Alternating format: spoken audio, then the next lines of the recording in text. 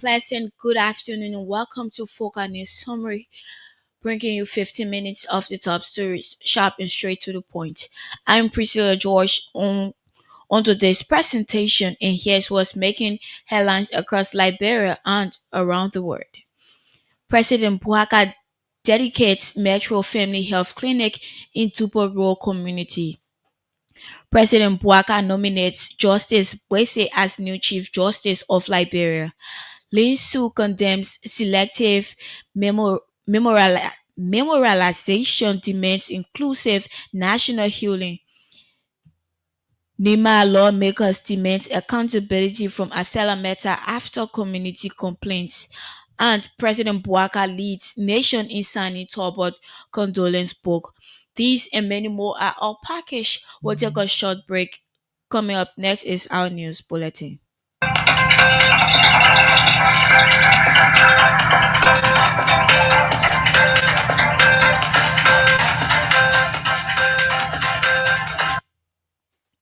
Welcome back. President Joseph Boakai has officially commissioned the Metro Family Health Clinic in Dubodro Community, Painesville, marking a significant step towards strengthening local health care access. The modern health facility is expected to serve thousands of residents in Dubodro and surrounding areas, addressing long-standing gaps in primary and community-level medical services. President Bouaka emphasized government's commitment to providing quality, affordable healthcare as a basic right for every Liberian, regardless of location or economic status. The initiative forms part of broader national efforts to expand healthcare infrastructure, improve service delivery, and reduce preventable illnesses across the country. Community members expressed gratitude for the move, adding that the clinic will be a vital addition that will ease overcrowding at existing health facilities and improve health outcomes for families in the area. President Joseph Boakai has nominated Associate Justice Yami Kwese as Chief Justice, pending Senate confirmation. The nomination follows the retirement requirement for justices reaching 70, ensuring continuity and integrity within the nation's highest court as mandated by Liberia's 1986 constitution.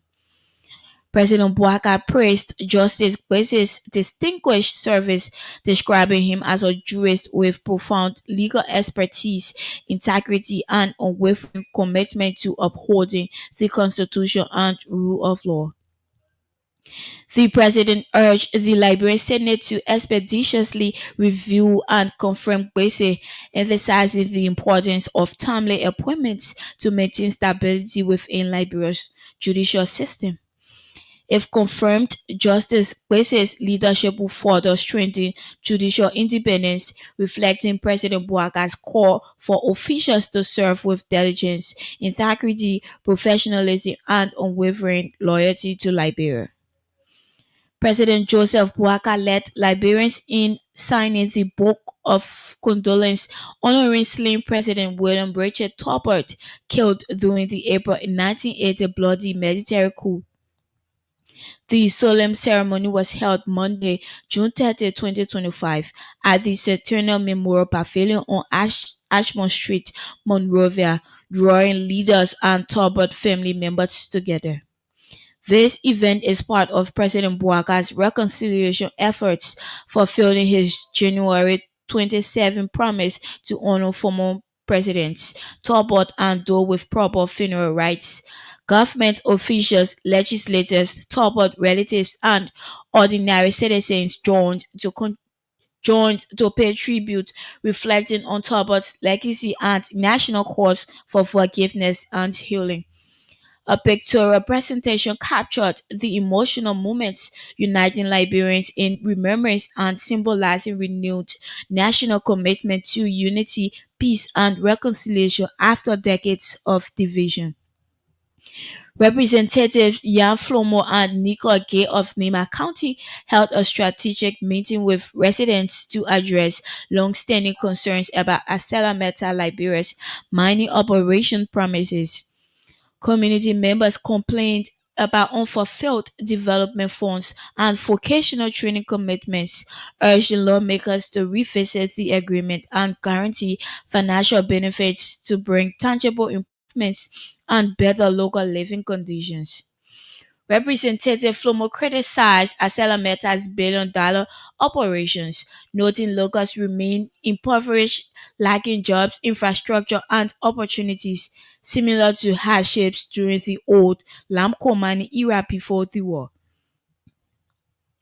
Representative Gay stressed unity among lawmakers and communities when engaging at Salameta, referencing frustrations from a 2023 mountain ownership dispute that previously prompted national government intervention efforts. Both lawmakers pledged to advocate during negotiations, ensuring fair, transparent use of funds, and promised strong legislative follow up to secure community development and enforce company commitments. The Liberian National Students Union (LINSU) has strongly criticized what they call President Bouaka Selective Memorial Initiative, describing it as a scam that betrays Liberia's progressive legacy and justice.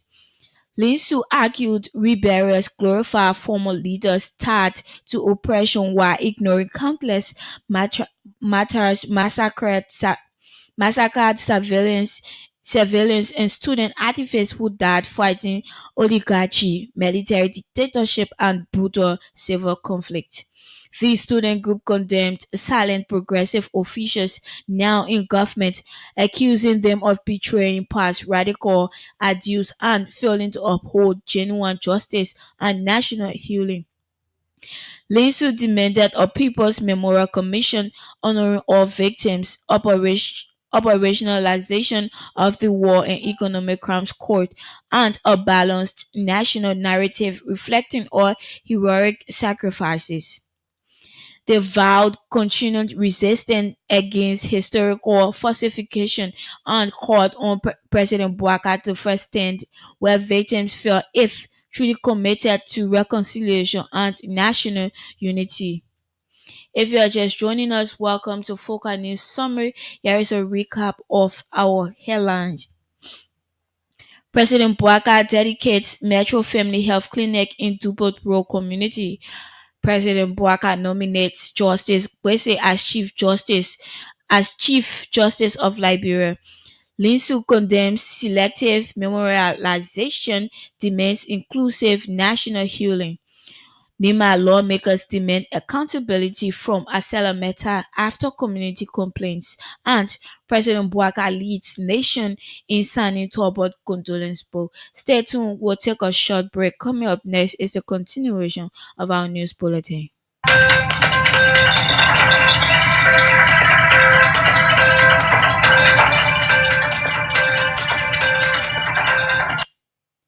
Welcome back. An OKFM investigation has uncovered that Liberia's Minister of Labour, Councillor Cooper Kra, secretly issued unauthorized temporary work permits to 42 Chinese nationals. According to OKFM, the Chinese are said to be working for a mining sub subcontractor despite the permits not being captured in the official 2024 government registry, raising serious questions about transparency and legality. In an official report this year, the Ministry of Labour announced it had issued 10,117 work permits in 2024. However, leaked documents obtained by this OKFM revealed that on May 12th, the minister personally approved a waiver for a 6-month temporary work permit for employees of Bankley Pte Limited, a green mining company affiliated with China Yuan, operating in Bourma's Full Army District. The University of Liberia has announced plans to offer master's and doctoral programs in gender and security studies.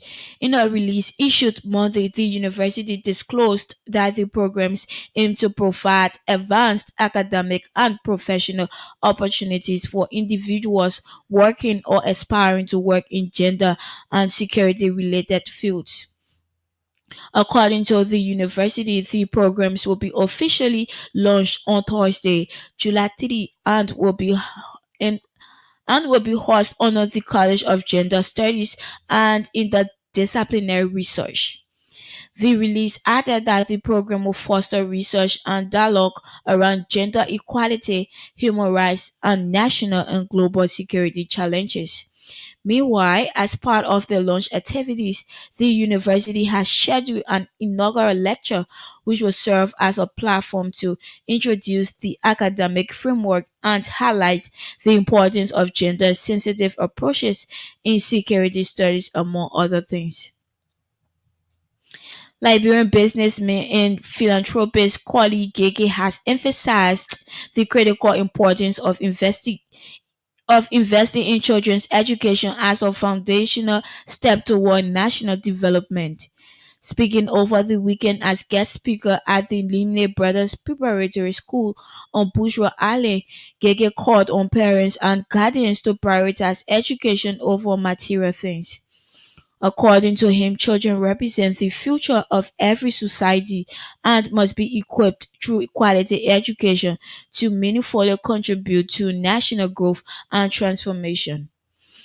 He also cautioned against the growing trend of purchasing seasonal material items for children as gifts, which he argued often provide temporary satisfaction but do little to prepare young people for the realities of life. The Liberian entrepreneur urged Liberian parents to rethink their spending priorities and redirect their resources toward their children's academic future, describing education as the most valuable inheritance. Former President George Weah is facing backlash days after missing the joint reburial and burial of former President Samuel Doe and wife in Zweju, Grangeda County. Former President Weah had earlier informed the Doe's family of his alleged planned imminent international travel, but was later seen celebrating with graduates at the City of Hope Academy. Photos Photos shared online show the former Liberian leader and his wife sitting comfortably to each other posing with graduates of the school, sparking intense criticism from citizens questioning his respect for state obligations. Earlier, former President Weah visited the Dole family to express condolences, assuring them he would travel. However, no signs indicated any international departure on the funeral date. President Bouaka, top officials, diplomats, religious leaders, and many citizens attended the state funeral, honoring those legacy while former President Weah's absence dominated national discussion and social media. At least 23 staff members of the Ministry of Agriculture has departed the country for a 1 month technical training program in China. The move, which was organized by the China National Research Institute of Food and Fermentation Industries, is expected to sharpen the skills of county agriculture coordinators and district agriculture officers, exposing them to cutting edge techniques.